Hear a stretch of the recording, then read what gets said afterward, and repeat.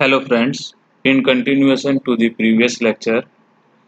in which we learned about the particle aspect of radiation, in the first lecture we will discuss about the Wien displacement law and Rayleigh-Jeans law for radiations. We have find that or we have concluded that the Wien's law and Rayleigh-Jeans law has its limitation due to the range of the wavelength. These limitations of Rayleigh-Jeans and Wien's law drags towards the Planck's radiation law. Planck radiation law is a basically correction in the Rayleigh-Jeans law. As we know that and learn in the previous class that Rayleigh and Jeans assume that the radiation or the atom as a packets of oscillator having a particular frequency nu and they are oscillating with that frequency, but they does not assume that the particle having this energy can be excited to the different energy when they get absolute temperature, or there is a concept called quantization of energy. In the Planck's radiation law, the correction is made in terms of fact that oscillators have discrete energy, whereas in the Rayleigh-Jeans law, the oscillators have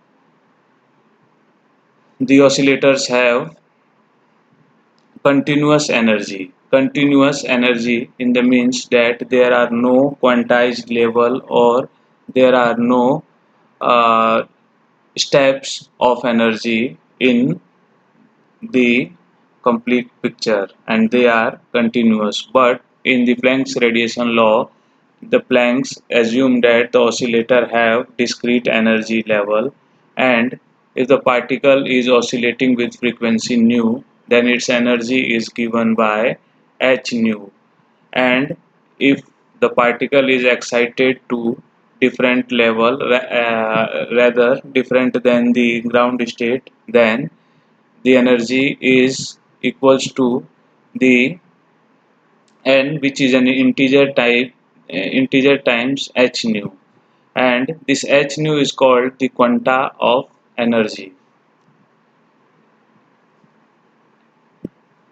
Initially, Planck assumed that initially all the particle at ground state energy,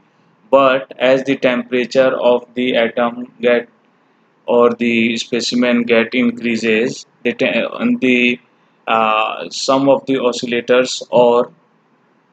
there are large number of oscillator presents in atom, get excited due to this temperature rising phenomena to the higher energy levels, and the energy of the oscillators is according to their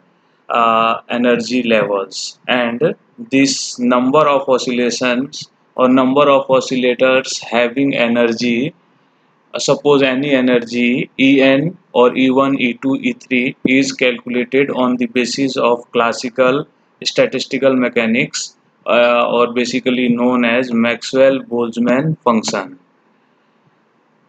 According to this Maxwell-Boltzmann function, there is a spectra of the frequency and the number of there, and there are two extreme points where the number of the particle is minimum and there is a one strip along the vertical axis, or there are large number of particles are having the maximum energy, and this range is somewhere around the middle of this spectrum. And if we want to calculate the number of such oscillators, we have to use Maxwell-Boltzmann statics, and according to which the number of oscillators in a particular energy range is given by this Maxwell-Boltzmann statistics, where the number of oscillator is directly proportional to the exponential decay of energy of that oscillators. Now, if we want to calculate the average energy per oscillation, then we have to use the statistical terms, and where E average is given by the summation of energy over average of energy of that number of particle divided by the total number of particle in the entire range. And if we on further simplification, if we put the value of this energy E, or this n number density or number of oscillators, then this equation becomes in this form. And if we put the energy En in terms of h nu, then we get this final expression. And if we want to simplify this